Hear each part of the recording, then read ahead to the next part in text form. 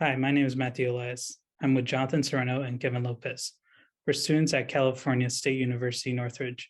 We are conducting this oral history on October 19, 2021 at 4:00 p.m. Today, we're interviewing Mitch Waldo via Zoom to learn more about their career in journalism. First thing I'm going to ask you, Mr. Waldo, is what is your name? Shall I give it to you again? Yes, please. It's Mitch Waldo. All right. Our second question is, where were you born? Los Angeles, California. When and where were you hired for your first journalism job? Well, my first journalism job in which I was paid was in Arcata, California, which is in Humboldt County. I was hired to be the ad manager for the Humboldt State University newspaper, college newspaper. It was a state paycheck, so I took the job because money helps when you're in college. What inspired or motivated you to become a journalist in the first place? I don't know. You know, it's funny. I was not a journalism student when I attended Humboldt. I was an art major, and I was working my way through school by producing radio commercials and display ads for local merchants for the newspapers in town. This is in the Eureka Arcata area up north. And the head of the journalism department at Humboldt contacted me, I guess, saw one of the ads or something, and asked me if I'd be interested in taking this position at the school newspaper. He said it was a paying position, so that sounded good. I took the job. And after less than a semester, he said, you know, you ought to take my Journalism 101 class. You'd really like it. And I thought, oh gosh, I'm an art student. I'm an art major, you know, that's my thing. But he was very persuasive, and I did take his class. And pretty soon I took another couple of courses. And then I realized I was carrying a double major. Before I knew it, I was doing art and journalism, and it was too much already. I'd been in school for a number of years by then, and I really wanted to finish my degree and leave. So I dropped art as a major and stayed in journalism. And so I was a journalism student, and I graduated with a degree in journalism, but I still thought I was an artist. So when I left and I came back to Los Angeles, I tried to find work as an artist and didn't really succeed. And so I said, well, gee, I have this degree in journalism. Maybe I can do something with that. And I did. And that's how I ended up working in the field. It wasn't my first choice. It wasn't something I naturally aspired to. That's very interesting. What inspired you to start your own paper, the Block Citizen, I believe it's Yes, when I was 9 years old, my father brought home this old office typewriter, a big monster Underwood typewriter, and said, here's something for you to play with. And I thought, well, gee, you know, kind of interesting. It's kind of neat, these old typewriters, you know. So I got some carbon paper and some paper. I said, well, maybe I could do something in my neighborhood, you know, report on what's going on the block with the kids. And so I did that thing with carbon paper and carbon copy, and you know, like 7 sheets at a time, and did it a couple of times, and I started distributing it. And I said, gee, I'm a newspaper editor. And then I was about 11, and I read this biography of H.L. Mencken, famous journalist in the 20s and 30s. And I don't know how that inspired me, but I was very interested in this character. And I thought, well, this sounds interesting. And then, of course, as a child, as a youngster, you know, 12, 13 years old, in those days, you could deliver newspapers. Kids delivered newspapers, you know, on their bicycles. You go to the block. And so I was delivering papers for the Hollywood Citizen News. And then later, within a year, started delivering for the Los Angeles Herald Examiner. I was 13 years old, and I acquired a paper corner, one of several paper corners where you stood on the corner like you see these like in the movies, you know, extra. That's what I was doing. As a 13 and 14-year-old, I was selling the Herald Examiner on the corners. And I still have my change bag, that I keep my change in. And I was making about $1.50 a day as a kid, which is big money back then. In the 60s, that was pretty good money for a kid. And, it kept me in French fries and model airplanes, and I was doing all right. And so I did that. Then in high school, a friend and I, we both had jobs. We were working in regular jobs like stock clerks and stuff like that when we were 16 years old. And we were making very good money. I mean, this is like the late 60s, 69, 1970.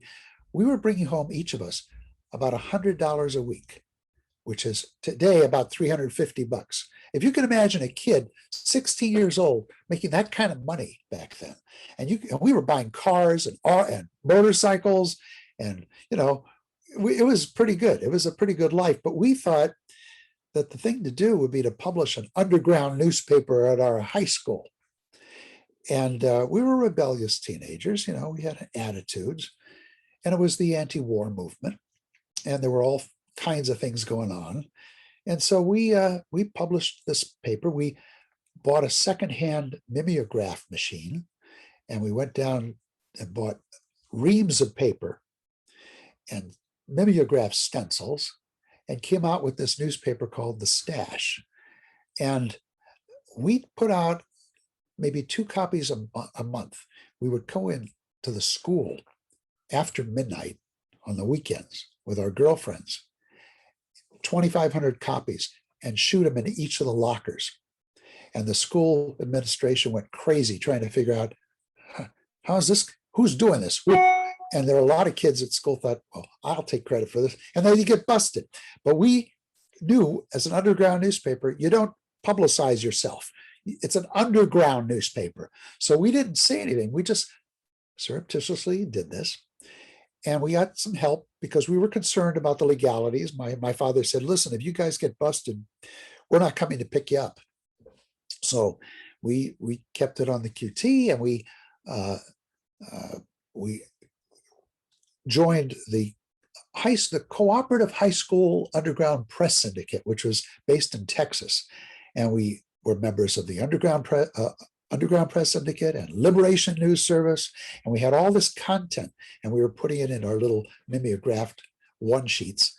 And we contacted the National Lawyers Guild and the ACLU and the LA Free Press, which was an underground newspaper at the time, an alternative newspaper. In those days, it was called Underground Press. They did a story about us. And we were, just going gangbusters with this thing. And we thought, wow, we're publishers. It was a scatological rag. It was not Pulitzer Prize material, but it was fun. And we were rebellious, and we were putting our thoughts on paper, and, so I guess you could call it some kind of journalism. I don't know what it was, but I was still thinking of myself as an artist, not a journalist.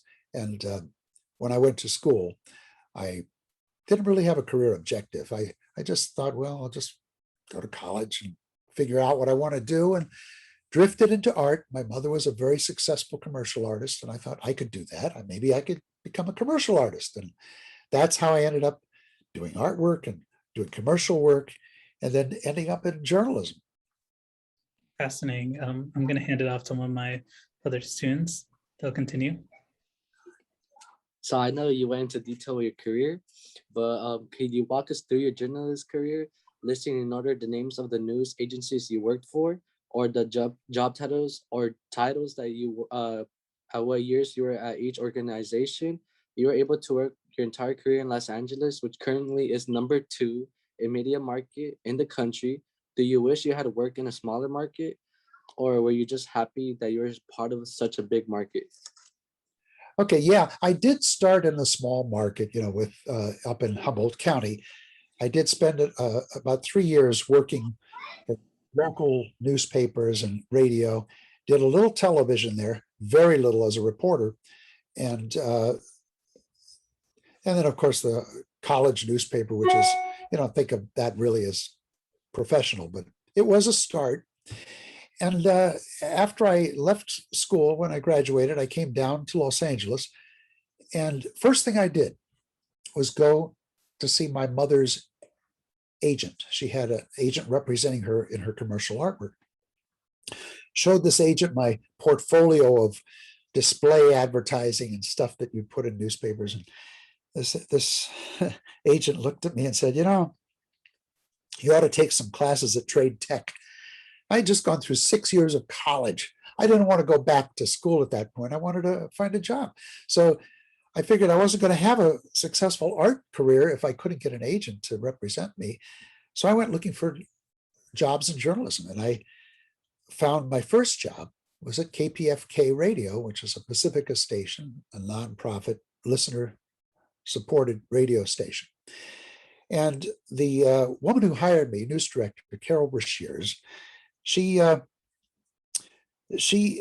had me sit down at a typewriter and write some radio copy, wire copy, rewrite it, and said, you know, you're writing for print. You have to change your style to write for radio, more, you know, short sentences and all that. I had never taken a broadcast course in college.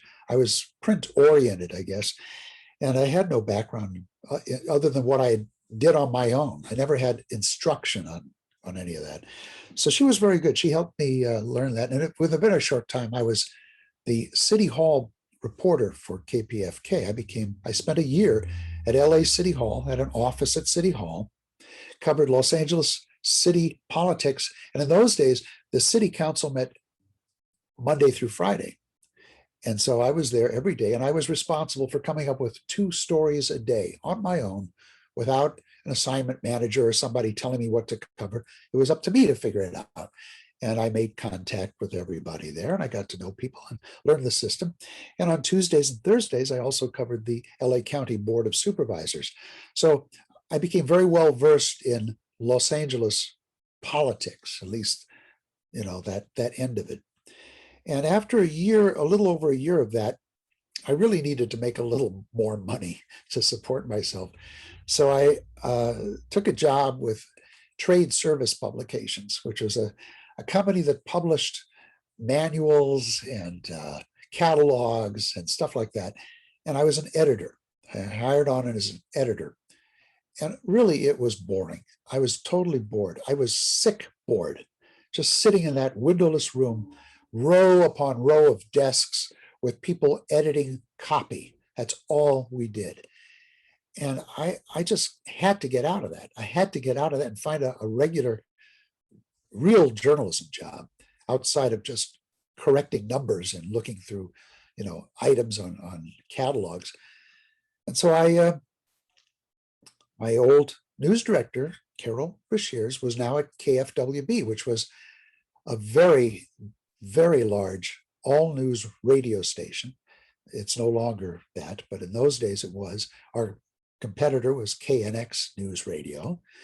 KFWB was owned by Westinghouse, and she called me and said, listen, there's an opening here, but it's a very basic opening. It's like an editor's assistant, almost like a production assistant job, but it's a union job and it pays pretty well if you're interested.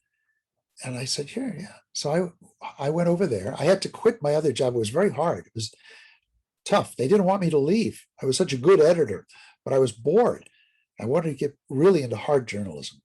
So they hired me there. And within a very short time, I was promoted from editor's assistant to news writer to editor. I became the editor, which in those days, the same thing, what we would consider as producer of a newscast. So I was the editor, producer. I assigned stories to reporters. I assigned stories to writers and to the anchors. And I did that for about almost 4 years. And then they promoted me again to reporter. I became a reporter at KFWB. I didn't ask for that job. I was very happy producing the newscast. I mean, you're in charge as the producer. You answer to the news director, but you're in charge of that newscast for 8 hours, 7.5 hours, actually. And it was a tough job, but I enjoyed it. But my news director came up to me one Friday night and said, I've got great news for you. Starting Monday morning, you're going to be working morning drive as a reporter. And I looked at her, I said, oh, really? She said, aren't you happy? you're going to be on the air every morning. And you're going to get more money. And I said, yeah, I guess so. I just had no desire to be a reporter. I was very happy producing the newscasts. I didn't ask for the job, but I took the job and I covered quite a number of stories as a reporter for about a year and a half, 2 years. And then KFWB went through one of its periodic purges where they let people go. And I'd been there by then 6 years. And I was their golden boy. I was winning all these awards. I was like, the up and coming guy. But it was surely, they said, just a matter of money. So they let a whole bunch of us go. And I was really ticked off. I figured, well, here I was doing so well, and now I'm out of a job, and I was like 30 years old, and it was tough. So I formed with a friend. I formed a business doing PR and advertising because I knew I could put ads together, and I was a pretty good writer. So we started a business in an ad agency, and immediately we had clients. We had institutional clients. It was during the Olympics, LA Olympics in '84. So we had USC, we had the Raiders. We did some stuff with the Raiders. We had a couple of schools. So we were doing pretty well. But I never ran a business before. This was not a big business, but I never run my own business. And we didn't have a business plan. We winged it all the way, and it wasn't great. My partner was a member of PRSA, which is the Public Relations Society. I wasn't into PR. In fact, I wasn't sure I wanted to stay in PR. I really felt by then I wanted to be a journalist. And so I kind of stayed quiet about this, and I wouldn't pitch stories to TV and radio stations because I didn't want them to know that I was doing this kind of work. I wanted to, I just did all the work behind the scenes. I did all the writing and all the preparation of ad copy, but I didn't want to be the public face of the business. And after a short time, we realized we were having cash flow issues because we had not worked with a business plan. We didn't have anything like that. We had no business background. And I had to go back to work in journalism. And fortunately, because I was very well known because of my radio work, and they all knew who I was able to get TV jobs without any difficulty at all. And so for 1 year, from '84 to '85, I worked at 5 LA television stations at various capacities and as a per diem, as a freelancer. I worked at channels 5 and 9 as a reporter. I worked at 11, 13, and 2 as a writer. And sometimes at 13, I would produce sportscasts. And at 11 and 13, I was a news writer as well. And at Channel 2, I was a writer. And there were days, because when you're a freelancer in this business, you don't want to turn down work. You're afraid you'll get bounced off the list if you turn down any work. And I had to join all these unions to do this. So I was in Writers Guild. I was in NABET, not NABET. I had a problem with NABET. I was in AFTRA. So today it's SAG-AFTRA because I was doing on-air work. So there were days when I would start the morning at Channel 2 as a writer during the Olympics, early morning shift, take a break, and then go over to Channel 11 for the night side writer shift. I work at 2 stations in one day, and I worked every day of the week, Saturdays and Sundays, for a year. And then an opening at Channel 13 came up for producer of their newscast. And I was making a lot of money as a freelancer, but the idea of working a 5-day work week and just doing a half-hour newscast, producing a half-hour newscast for TV, that appealed to me because it was a lot easier than all the other stuff I was doing, paying all these union dues, working short turnaround shifts where you're off at 11 at night or 11:30 at night. The next morning you're starting at 6:30 in the morning. And I thought it would be much better to just take a regular job as a producer where I didn't have to do all these crazy hours and work every day of the week and have a social life and try to have a real human existence. So took that job. And that was in '85, actually late '84, early '85. And I went from newscast producer. I survived a slew of news directors. because the average tenure of a news director in this market is about 3 years. It's rare that a person lasts longer than that. I worked for one fellow who lasted 20 years as a news director in LA. That was pretty amazing, but that's not normal. And so when you're working under a different administration, different regimes, different bosses, every time a new boss comes in, they bring in their own people. And especially producers, they want their own people who they worked with at their other stations to work with them again. So they don't always treat the former people very well. I was treated very well over the years. I wasn't fired. What they did was they offered me different positions. So I was producer, I was the assignment manager, I was the operations manager for a while, where I bought the trucks, rented the gear, hired the per diem news photographers, the shooters, did that sort of work. I became the editing supervisor. And then at one point, another news director came in and said, look, I have a guy I want to make the editing supervisor. Why don't you tell me what you would like to do? Which is kind of interesting. You know, I'd been at the station about 10 years at that time. And I said, well, we don't have an archive. We don't have a library here. How can you run a news operation without a decent news library for file footage, for that kind of stuff? You want to go back to a story that you covered and you don't have any footage. So I said, why don't I start an archive, a library, and run it? And for the same, I wasn't going to get a demotion. It wasn't, the pay kept going up. So he said, okay, give yourself a title. And I did. I news archivist, archive manager. It was a management slot. And that was, I think, in 1991. And so I was at Channel 13. I was the news archive manager. And I kept that title when Fox bought my station, Chris Craft. I went over to Fox, to Channel 11, as the archive manager and occasional producer of documentaries. So I could, and I didn't have to join the union because I was in management. So that's the position that I ended up with. And it's been a great position because it's allowed me to do things that I normally couldn't do as a regular news employee. As the archive manager, I used to get a lot of requests from outside, from documentary producers, from television shows, and they would ask for news footage. And I built up this library of footage. It became the largest news library on the West Coast. From all the television stations on the West Coast, Channel 13 had the largest news library. And I started licensing footage. It was a business. I started bringing in money to the station, and they were very happy to get it. And so when I went over to 11, I continued doing that.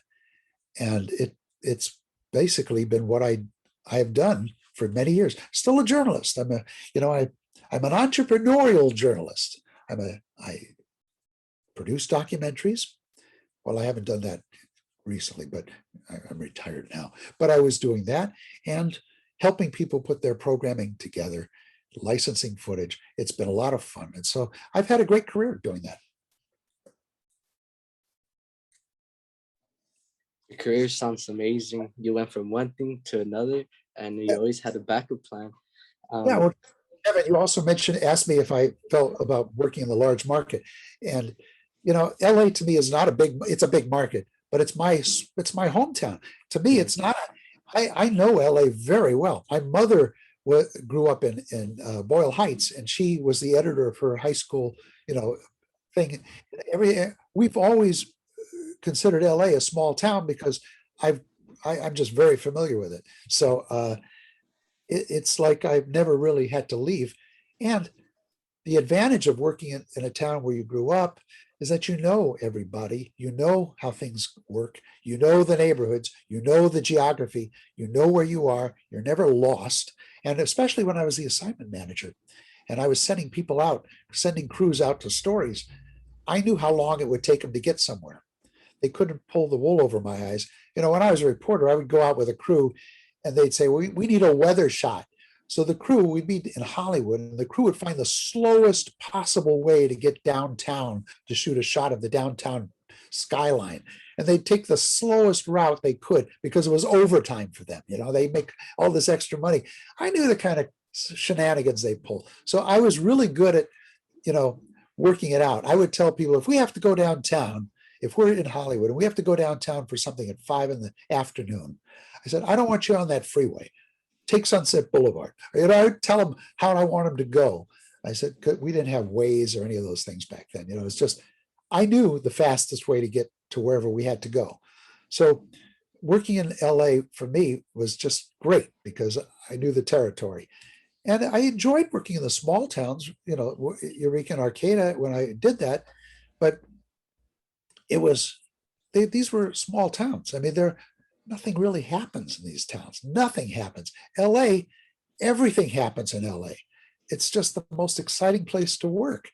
And I'm very fortunate that I was able to spend like 45 years and make a living here and never really, have a problem. I'm just very fortunate to have done that. What was your favorite story you covered and why? Well, I covered in one way or another, either as a writer, an editor, reporter, producer, so many stories in 45 years in LA. And I was looking at your question. I was listing some of these things. I started in LA in 1976. That was my first job in radio. And I covered Prop 13, the campaign for Prop 13, which was very contentious. It was a big, big issue. Prop 13 is the reason why when you drive down, when you get on the freeway today and it's full of potholes, it's because they claim they have no money because of Prop 13. It took all the money. And well, it did. At the same time, old people who were living on fixed incomes were being taxed out of their houses because property taxes kept going up every year. And they were on fixed incomes. They couldn't afford it. So there were two sides of this. But Prop 13 was sold as a way of saving mom and dad's house. And what it really was a way for very wealthy corporations and big landowners to clean up. And they were the ones who benefited the most.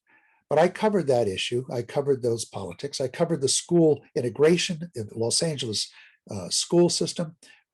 Another very contentious issue in Los Angeles at the time. Crime was a big issue here. We had the Hillside Strangler. I'm sure you've heard of the Hillside Strangler case. And I was at KFWB at the time. We had one reporter who was on the scene of one of those body drops before the cops. He was really good at his contacts. And I worked on that story too. And I worked on we had in LA, and we still have that to an extent. Our people from Armenia and Turkey, they don't get along too well. They don't get along too well in LA either. And they would have shoot 'em ups. And I remember covering a story 4 blocks from my radio station where they just sprayed a house with gunfire. It was an Armenian group that didn't like the Turkish fortune tellers who lived in that house. So they just wiped them out. And that was one of the things. I covered stories like, we had remnants of the Manson family trial still going on when I started working here. One of the first stories I covered was this was the Patty Hearst case. I'm sure you've heard of the Hearst kidnapping and all that. Well, she was on trial at the time. They had already had the SLA shootout, but Patty Hearst was still on trial, and I covered that. And that was probably the first big story I covered in Los Angeles as a reporter. And I wrote down a few things that stuck in my mind in those days. We had earthquakes, we had the LA riots. During the LA riots, I was working as the editing supervisor at Channel 13. And because when I was a reporter, I knew where to buy flak vests. Because I was working morning drive, they'd send me out at 2 a.m. to cover a fire in Watts, and I wanted to have some kind of protection because it was dangerous. In radio, you're all by yourself. And I'm out there on my own with my own car and my own stuff, and I've got to stand on the street and phone in a story. And so I bought a flak vest for myself. So when the riots started, I was able to get flak vests for all of my crews, send them down to pick them up before those places closed down and you couldn't get them. And I spent 4 days at the station, didn't leave the station. I would walk out to the landing, the stair landing outside at Willoughby and La Brea, and the cars were backed up on La Brea. You couldn't, all you saw were cars. People were fleeing the riots. They were just trying to get out of the central city. So traffic was so bad. And it was like the end of the world had happened, or a nuclear bomb had exploded. There was panic in the streets, you know?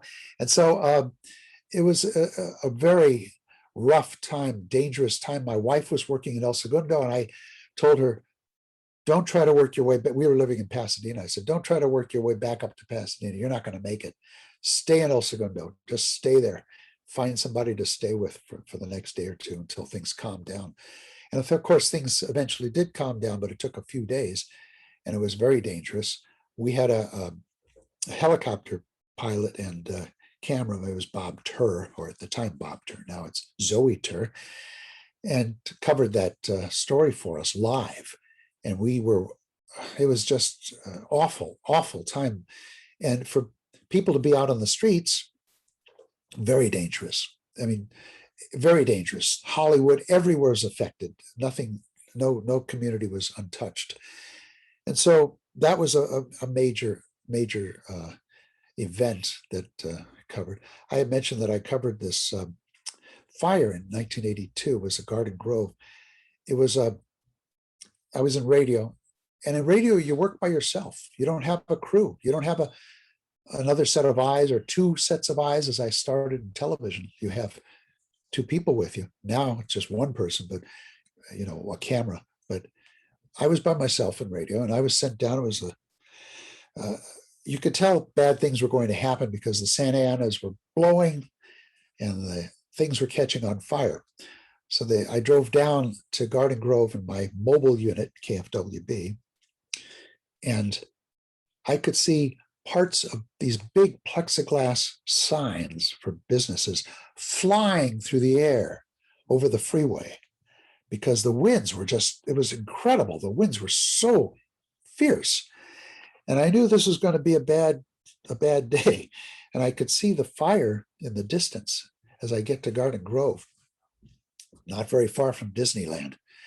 And I arrive on the scene. I was the first broadcast reporter to get to the fire because radio, we're so quick, we just zoom out there. And I set up inside this area very close to where the flames were. I mean, very close. I was right in the middle of it. I was so early on the scene that they hadn't yet established the perimeter and sealed off the area. And when they did, I was inside the area by myself with a microphone and a tape machine and a car. And everywhere I turned, it was fire. Everywhere I turned, 360 degrees, everywhere I looked. 4 square blocks of apartment houses were on fire. That's a huge fire. Palm fronds were flying through the air like, the palm trees were like match heads, like matchsticks, and the heads of the matches on fire. And the fronds were flying off and landing on these wood thatched, these wood shaped roofs of these apartment houses and little houses there. And the roofs were catching on fire. It was one fire after another, all over. And so I was reporting at KFWB. The deal was every 20 minutes you go on the air with another piece of sound. So I had to interview people right and left, people running from the fire, trying to grab whatever they could to get out of there. And I did that for 4 hours straight. And each time I would go back into the car because we had our microwave units in the car to feed the stuff back to the station or to go live. But these were really lousy cars that we had. The air conditioning systems, and when you're in the middle of a fire zone, it's hot. It's real hot. It's over 120 degrees. And the cars get even hotter inside. And so you turn on the AC to try to cool off a little bit so you can do your reporting. And those cars did not have a recirculating feature in the air conditioner. So what happens is when you turn on the air conditioner on those cars, it would suck in all the stuff from outside. So all the ash was being sucked into the car. And it was like you're in the middle of a snow globe, you know, those things that you shake up and you see the snow. That's how it was like inside that car. So I'm feeding these reports in for 4 hours. The only time I'm out is when I'm out there gathering more material. I go back into the car, and it's very exhausting work. And finally, they got another reporter to relieve me to come back in and continue to cover the story while I drove back to the station. I get back into the station. The executive producer comes up and says, "Wow, Mitch, you sounded like you were right in the middle of that fire." Like, yeah, right. Very good. He's like, "Yeah, great reporting." But it was a pretty scary thing. And I realized at that point, I didn't like reporting. I really didn't like reporting. I didn't like being in the middle of a fire. I didn't like going out into a flood zone. I didn't like covering murders. I didn't like going up to a cop when there's a body covered with a sheet and blood is oozing out from under that sheet, and you're there standing there doing a story about it. And I realized at that point that there are certain stories that I feel in Los Angeles, being such a large town, they don't always merit the kind of coverage that you get in television. And when I became a producer and I chose what stories to put in my half-hour newscast, which is really just 22 minutes, and I decided there were certain stories I was going to stay away from unless I felt there was relevance to the viewer, unless there was a need to run them. And in a town like Los Angeles, in a county, in a community, in a market as large as Los Angeles, murders are murders. They're commonplace. They're tragedies, but they are very common. And most murders are domestic murders. And fires, a garage fire, even fatal fires, they're tragedies. They're tragedies for the people who are immediately involved. But for the larger community, it's not saying it's not relevant, but it's not the kind of information that is helpful to a person who isn't living next door to it. And LA has a lot of next doors because it's so large. So I decided I was going to be very, very selective. It's the kind of story. Now, if there was a fire in a house and they had bars on their windows that they couldn't open from the inside to escape, that's a story, because somehow that can be relevant to people who have bars on their windows. They should have escape latches from the inside. You could learn something from that. It's relevant. And that's how I chose to cover things. Now, we would get stringer footage, overnight footage from these freelance stringers who would sell this stuff to the stations. And it was always, they would mark on the paperwork, good flames, or somebody hits a fire hydrant and it shoots off a geyser 20 feet in the air. Wow, good flame, eye candy. And so that leads a lot to this day. It's what you end up with on these newscasts. Watch any local television newscast on a weekend, especially when politicians aren't holding news conferences, and you'll see fires, crime scenes, geysers from fire hydrants, big bad traffic collisions. And to me, it was never really important news. And I had a chance to look at a personnel review about me once. I wasn't supposed to see this, but I did see it because I was cleaning out the guy's desk because he had died. And it said, why isn't Mitch, or why isn't Waldo running these fires?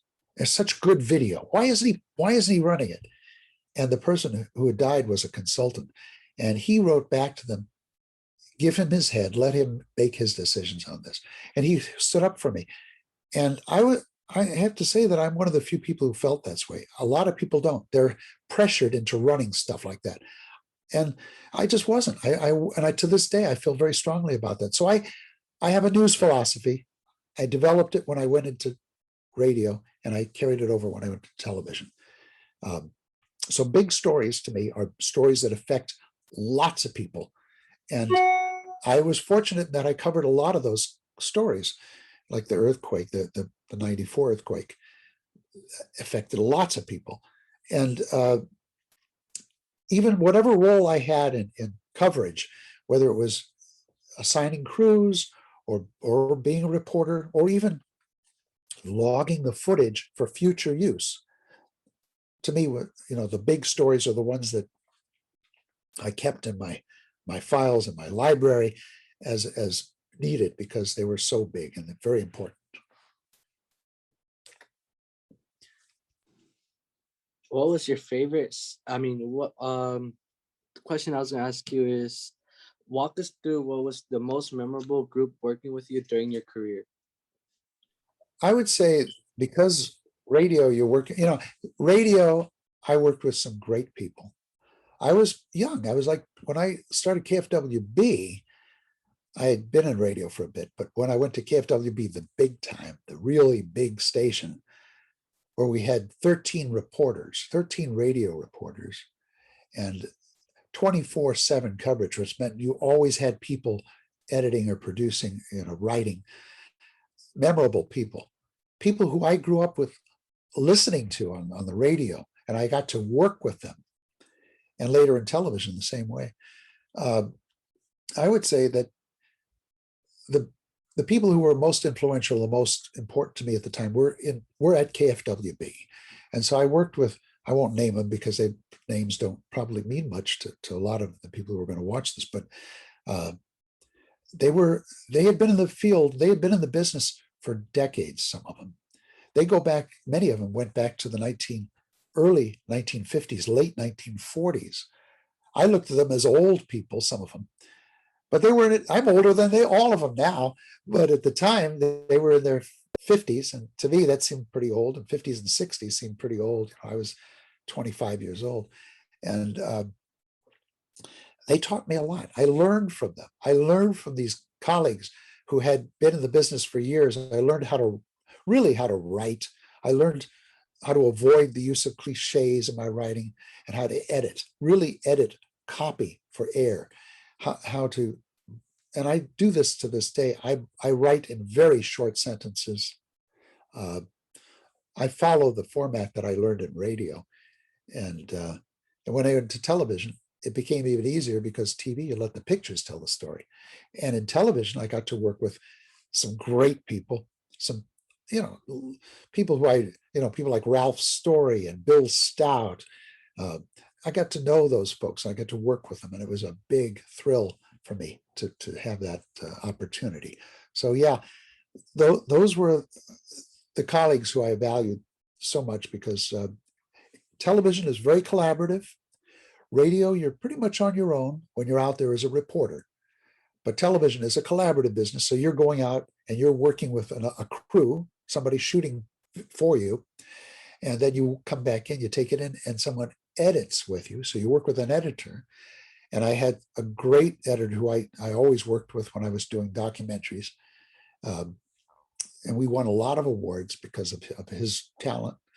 And so I had the experience of working in different media with different people, and some top-notch people who, worked their way up through various markets, ended in LA. And I was fortunate to have that, for me, because, I'm happy working at anywhere, but to work with people who are so experienced and you can learn so much from is just, and I tried to impart whatever knowledge I learned to some of my younger colleagues I became sort of like that reference desk person. People would come up to me and ask. I had a great institutional knowledge because I'm a history buff, and because I knew what we're covering for the past 50 years in LA. People would come up to me, and they did at my last job, to ask me about things. And it was great to be that person who could help people out. I know you went over the LA riots, and can you explain what stood out, or what you still feel about that day? Well, there was a lot of anxiety. that was a very, and it went on for 5 days. Most of the violence went for 3 days, but it wasn't over. I mean, it wasn't over. And, the Mayor Bradley didn't end the emergency declaration, I think, until May 1st, May 2nd, I believe. So it went on for a few days, and there was panic and anxiety. Our crews would go out, and we had unmarked news vans. They were like white trucks or silver trucks, but they had no signage on them. But everyone knew there was a TV crew. And you're driving down Santa Monica Boulevard in Hollywood, and you're getting pelted by bottles and rocks. We stopped my crew that I didn't work with on that particular story, but this was all coming into the station. I was hearing all these things firsthand. They were driving down Western Avenue, and there was a French news photographer, Agence France Presse, covering as a international coverage, and he was on, I think it was Western Avenue, and he was being attacked by a mob of people. They grabbed his camera, so my crew in their van, and they're like, we had a Ford Econoline vans. They pulled right up to the sidewalk where he was being beaten up, and my reporter, a guy named Brian Jenkins, opened the door of the van and just yanked him inside the van. We pulled off and left him because he was going to get killed. And it was really violent out there. One of our reporters was covering there was a Korean, like a bunch of Korean stores in a shopping mall. And these, some of the merchants had taken to the roof with rifles to kind of shoo away the people who were looting their stores. And my reporter was crouched behind a wall on the sidewalk in front of this shopping mall as gunfire erupted. And his shooter, my photographer, was with him. And the cops were there, and they were trading gunfire with these guys on the roof. And this was like right in the middle of we were shooting. This guy kept his camera rolling while all this was going on. These shots were quite memorable. The beating of Reginald Denny, pulled out of his truck. Bob Tur, in the helicopter, his wife, Marika, actually shot that. She was hanging out the side of the helicopter with a camera while he sat with his attorney in the helicopter on top of some flak vests. Helicopter took several rounds. They were above Florence and Normandy. And the helicopter took several rounds. And they had, the helicopter has like a Kevlar lining. And those rounds lodged inside the bottom of that helicopter. So Tur was saying, when he got back, he said, look, we were flying over this thing and they were shooting at us. They couldn't see us. Really, they couldn't. We were like a little speck up there to them. And we had a high-powered telephotos, and so we could shoot some of the action down below, and they were just trying to shoot, anything. It was hit or miss for us. But we thought that if we took a round that hit our engine and knocked it out, we'd have to go down. And where were we going to land this thing in an emergency? And he said, well, there's a gas station down there. We're going to try to make a run for it. If we have to take an emergency landing and land in the street, we're going to run for that gas station and try to run into that restroom there and secure ourselves inside that. So they were making plans while they were shooting this to save themselves if they had to go down. This was the kind of thinking that was going on for those of us who were on the streets covering this. It was crazy. It was crazy. And no matter where you went in LA, from South Central through Pasadena and points west, it was violence. It was like crazy violence. And at night, it was even worse because it was dark. You couldn't see anything. There were outages. There were nothing but fires. So I was like holed up at the station. I couldn't leave. I was unable to leave the station. My wife was unable to leave where she was in El Segundo. And we just kind of were praying for this thing to slow down a bit so that we could get back to our lives. And our lives weren't quite the same after this, because after all of the smoke cleared, people went out on the streets and saw the damage and the destruction and the desolation. And covering some of this stuff, and seeing this footage come into the station live, it's happening, and you feel helpless because you just can't do anything about it. People were watching their stores go up in flames. People were watching, their homes and their cars and everything just being destroyed, and they couldn't do anything. And you have felt a sense of hopelessness and helplessness. And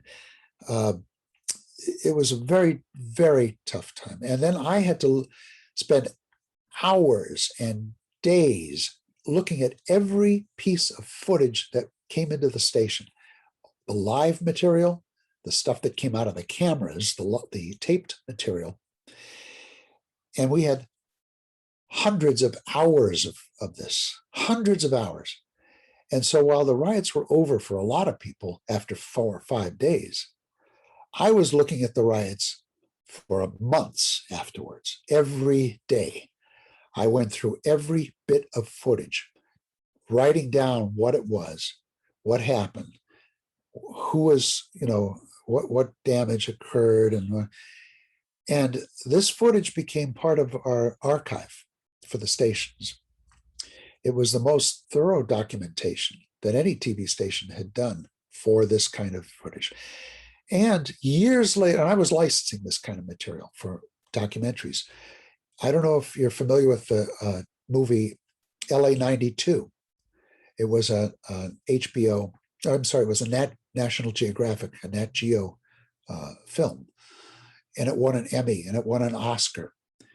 And it was 60% of it was the footage that I documented through this. And the movie came out 3 years ago, I believe, 3 or 4 years ago.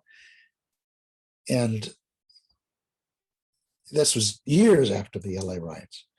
But the powerful footage that we captured of the tragedy and the anger, and it won this big award. So when we were I was at the Emmys, the producer and the director of the show, I went to congratulate them on winning the Emmy.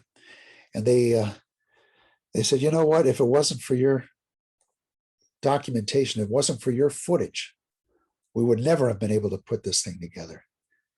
And so they insisted that I take a picture with them holding the Emmy. So I holding the statue with each of those guys on the side. I was very happy, proud that they won it, but so sad that it was such a horrible tragedy that led to that award. And, but it was important that we saved this footage. It was important. So that was the role that I played for the station and for a lot of other people, that we had this record of this historic event, and that it exists today, and people can go back and see just what caused it from the very beginning, from the end of the trial to the whole thing, which our coverage at the stations, all the stations, began with the trials, of course. And the trials lasted for quite some time. And then the verdicts being read and the immediate reaction. We were outside the courthouse in Simi Valley and then on the streets. And it was live coverage for days on end. It was a nightmare. It was a nightmare. That's all I can say about that. Then it was the most memorable, because it was, from my experience of all the years that I worked in the business, the most memorable thing that I'll ever experience. Although I worked, the OJ case and all those other things, but the LA riot, the most memorable. Okay, I'm gonna pass you to my other partner right here. He's gonna ask you a few more questions, and then we'll be finished for today. All right. All right. So, can you explain to us what was going through your mind when the 1994 Northridge earthquake happened? Yeah, I was living in Pasadena, and we hardly felt it. We hardly felt it at all. So I just was driving in. I heard on the radio And I thought, well, it sounds pretty bad. I don't know. And so I'm driving in, and then I noticed how bad it was when all the freeways were closed. And I had to take all the surface streets to get to Hollywood from Pasadena. And that took a while. And I could see as I get closer and closer to the valley and San Fernando Valley, and then LA, I could see the damage.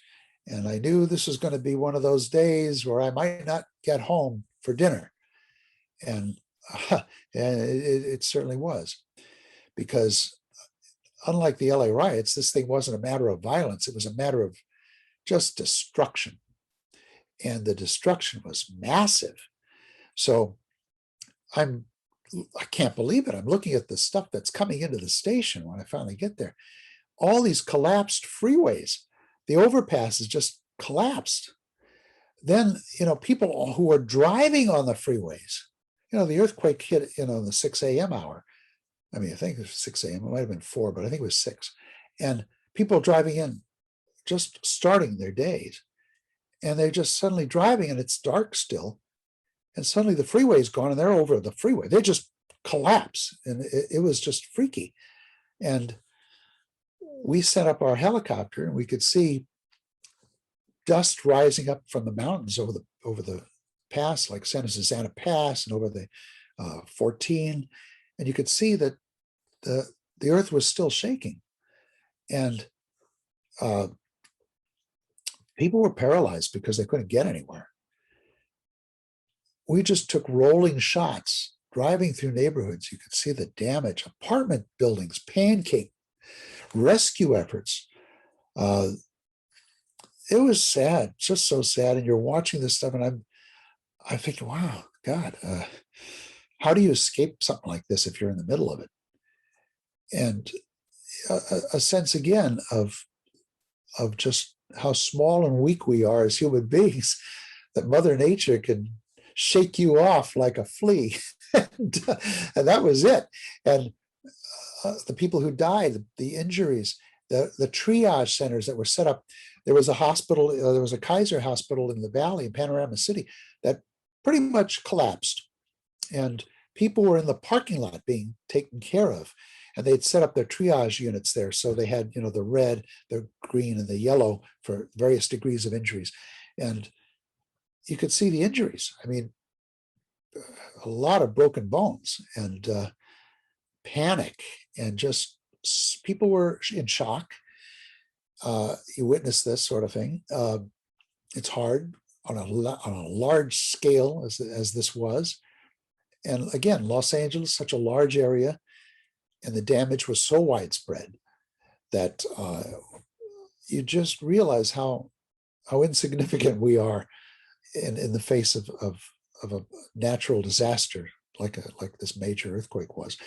And I lived through the 1971 Sylmar earthquake, and it threw me out of bed. I thought we were in an atomic blast. I thought it was an A-bomb blast. I had no idea. I crawled under my bed. I was afraid. But the 94 quake was just as bad. It was worse in many respects because it caused a lot more damage to people. So yeah, that would have been my feeling about it. It was a huge natural disaster, the worst that I had experienced as an adult. And being part of the coverage, again, it went on for days for us. We were waiting for some normalcy to return. Transportation. It happened that I had a family emergency at the same time, and getting to the hospital was difficult because, the hospitals were treating emergency after emergency. It was just people were hurt, and it was a strange, bizarre event. And again, something that you witness firsthand, and you're also charged with covering it and making sure that people are informed about where to go, where the aid centers are, how to get there, what, you're trying to do your public service. At the same time, you realize your home might have been damaged, your home might have been destroyed, you might have been one of those people, but you have a job to do. And your job is to make sure people know how to take care of themselves. So you have intensely emotional feelings about events like this. And your job as a journalist is to get through that, work your way through it. When I was in radio and I had to cover tragedies, it was very hard for me. It was very hard for me to divorce myself, my own feelings, from the tragedies that I experienced as a reporter. And it takes a certain kind of person to steel themselves for that. And I wasn't sure I was that kind of person.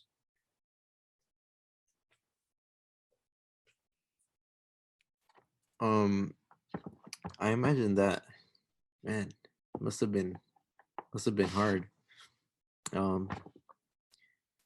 So did you receive any journalism awards during your career regarding anything you covered? Yeah, a lot of awards. I have received lots of awards, and they're very nice to get. I never received an Emmy, but the Emmys, by the way, I'm a member of the TV Academy, and I'm an officer of the Television Academy.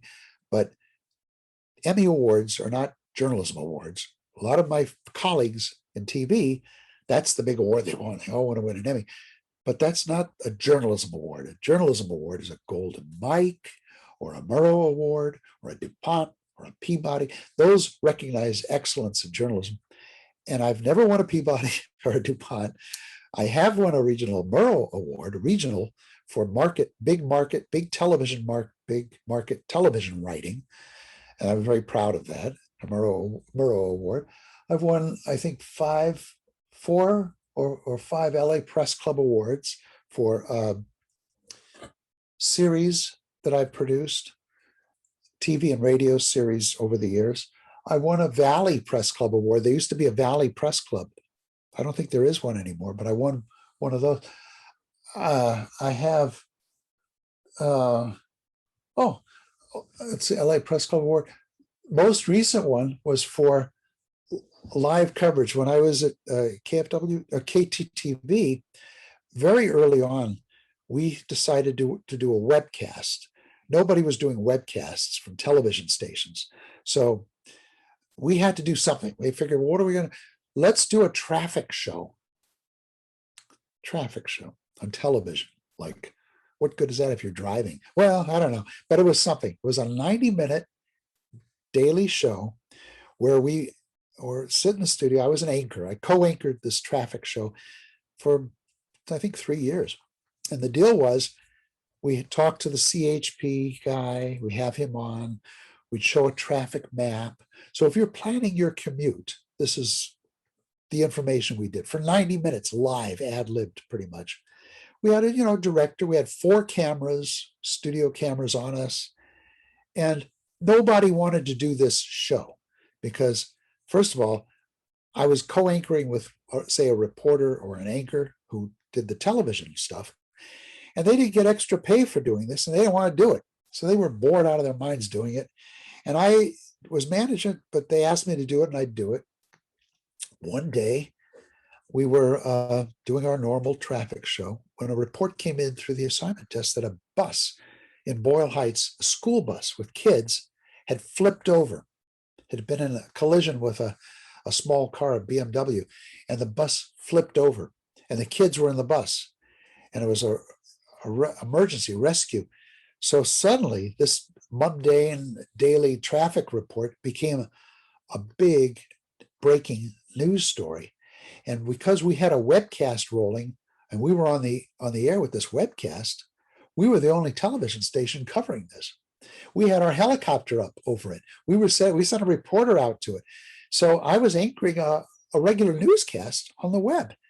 It hadn't been done before in Los Angeles. And I was really not an anchor. I never really thought of myself as an anchor, but I mean, I was doing it. And we went on the air with this. Finally, they said, we're going to switch to on air, drop the webcast part and go on air. And so I was able to take a break, but I entered it for an LA Press Club Award, not thinking anything. And it won that year.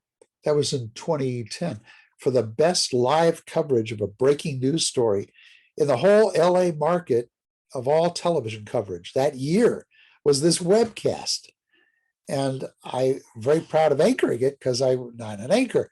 And so when I got word that it had won this press club award, I went to the news director's office. I said, well, guess what? We just won the press club award for that traffic showing. I won't use the word, he said, but he said, you're dinging me. I said, yeah, because he always thought it was a throwaway thing. And suddenly we won the best live coverage award. And I won it as the co-anchor, which really freaked him out. And so that was kind of a kick. And I've won, I don't want to count them, but I've won a lot of different awards. Professor asked me if I could show you the awards. You don't really want to see them. If you want to see them, I could use another camera and kind of pan along the side of my thing. If you like, I'll do that. Would you like me to do that? All right, I'll do it. I'm going to switch to another camera, and you can see a shot of this. Okay, so I'm going to go see my video. I'm not sure how I do this. Oh, here we go. Go to view. Go to view. How do I go? I want to switch cameras. Here we go. Switch cameras. Okay. All right. This is so dumb. All right. These are press club awards. Oh, this is as far as my thing go. There's a Murrow Award over there, Regional Murrow. There's a Freedoms Foundation Award for a series I did in radio. Back there are two press club awards. Behind those are, I was nominated, I think, for 5 Emmys over the years. Never won an Emmy. I got a CAPTRA award, which is an AP award for the best newscast when I was editing newscasts at KFWB.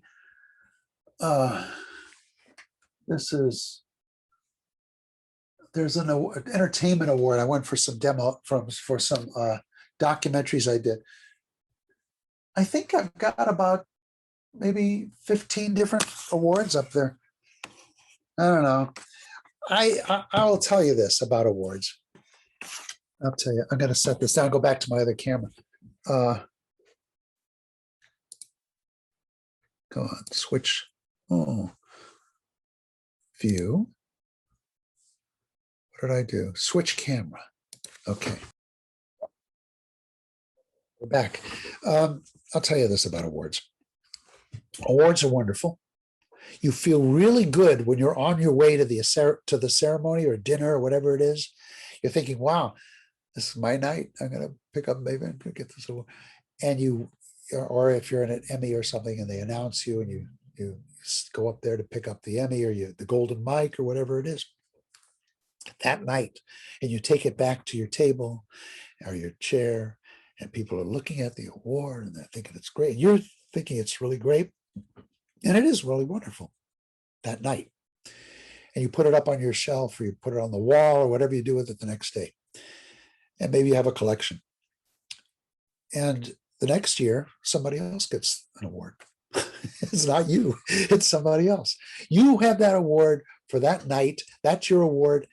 And it's wonderful to have it. And it's nice. But it doesn't mean very much in the long run.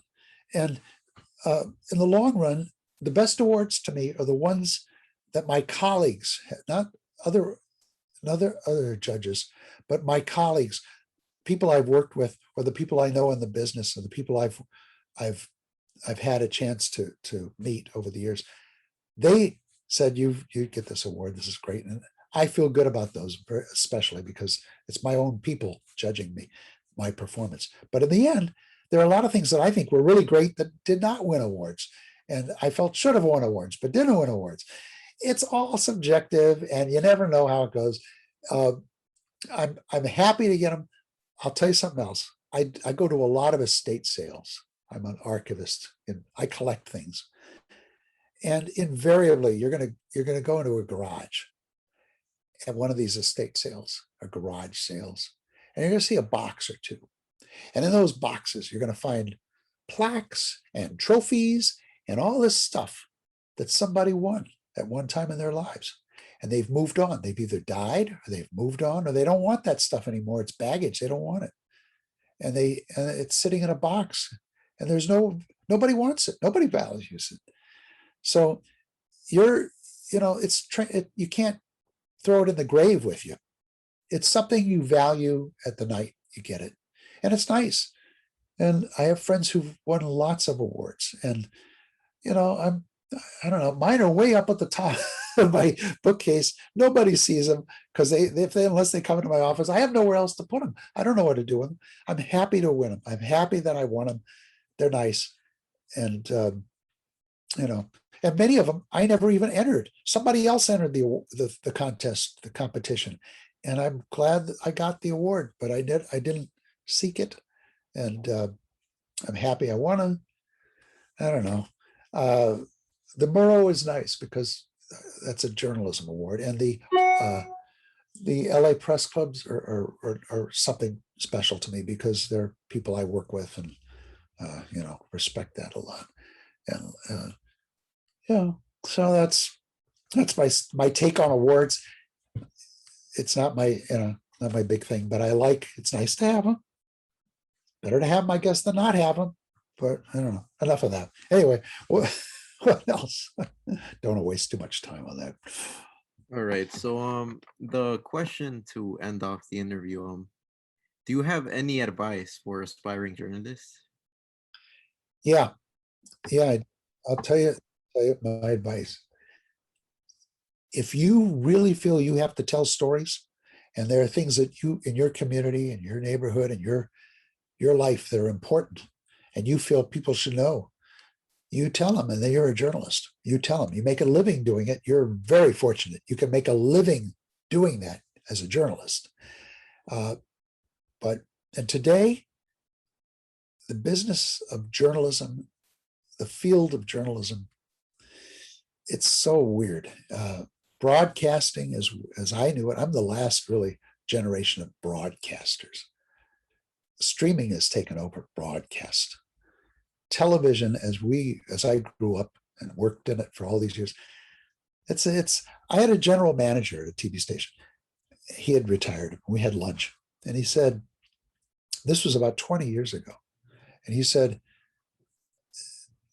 television is a mature industry. Broadcast television is a mature industry. And what he was really saying was, it's not growing anymore. You're mature, you're not growing anymore. You've grown. The television business, as he was in it, and broadcasting, is grown. It's topped out. And when a big company, and all television stations and radio stations are owned by big companies don't invest in mature businesses because there's no growth potential. There's nowhere to raise those profits. So if there's no profit, big companies aren't interested. And only big companies can afford to run a television or radio broadcasting operation because it's so expensive. People are expensive. Electric bills are very high. Running a transmitter is very expensive. So people are going to streaming now. People get their information in a different way. And so as a journalist, and you have a story to tell, or you feel you want to get out there and tell those stories, you find the way of doing it.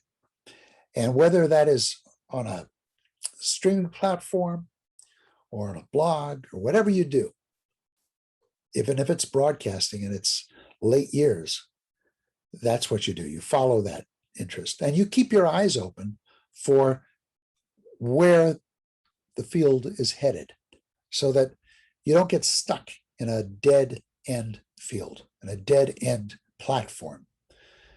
And, follow your gut, as long as you're responsive to what you feel, you'll probably do okay. And you have to be driven to be in this field. Most people aren't going to make a lot of money. I had an entrepreneurial bent. I always wanted to do things. And I never felt that this is what I do. This is all I do. No, if I can do something else, I do it too. And so that's how I built that licensing business. And that's what, for the station and later for the mothership, the headquarters in New York.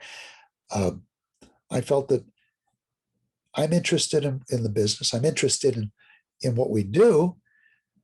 I know other people are interested in it. Maybe I can find ways of getting this information out there. And I found that by being an archivist and licensing footage for other purposes, taking news footage and finding other uses for it. And it helped me tell those stories and help people produce things. So yeah, that's what I would advise people. Follow your gut. And if you feel that you have stories to tell and you want to tell those stories, find a way of telling those stories. And if you can make a living at it, then you are a journalist, because journalists are those who make a living telling stories. And that would be my advice. Thank you for joining us today for the oral history interview. We appreciate your consideration and sharing your journalism career. Sure, happy to do it. Hope I didn't bore you too much.